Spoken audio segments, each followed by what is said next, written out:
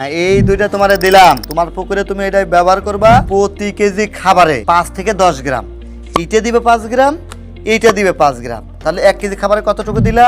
5-5-10 গ্রাম। 5-5-10 গ্রাম। এইটা 15 দিন খাও, আমি গ্যারান্টি দিচ্ছি। আমার ওই যে দক্ষিণ পাড়ের যে পুকুরটা আছে না, ওইটাতে মাছ যেরকম সেরকম লাফায়, তোমার পুকুরেও এটা কি লাফায়। সম্ভব? সত্য? দাদা কি দেখতেছেন এত মনোযোগ দিয়ে? অনেকক্ষণ হলে দেখলাম। আরে তামিম, মাছ চাষ কি এমনি এমনি হয়? কিছু জাদুকরি প্রোডাক্ট ব্যবহার করতে হয়। তো একটু দেখে নিচ্ছি কি সিস্টেমে এটা আমি ব্যবহার করলে আরো মজার রেজাল্ট হবে। মাছ তো আমার বড়ই হয় না, দিন দিন আরো ক্যাট লেগে যাচ্ছে, কি করব? এলাও হাতে লাও, এইটা দেখো, এটা কি বলো? অ্যাকোয়া গ্রোথ মাস্টার, হ্যাঁ, সাথে কি? পাওয়ার ফিশ জেল। হ্যাঁ, এই দুইটা তোমারে দিলাম, তোমার পুকুরে তুমি এটা ব্যবহার করবা প্রতি কেজি খাবারে 5 থেকে 10 গ্রাম। এইটা দিবে 5 গ্রাম, এইটা দিবে 5 গ্রাম, তাহলে 1 কেজি খাবারে কতটুকু দিলা?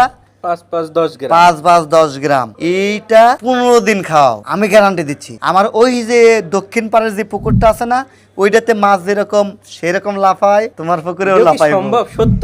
হ্যাঁ, পুকুরে মাছ 15 দিনে 2 থেকে 300 গ্রাম বাড়বে।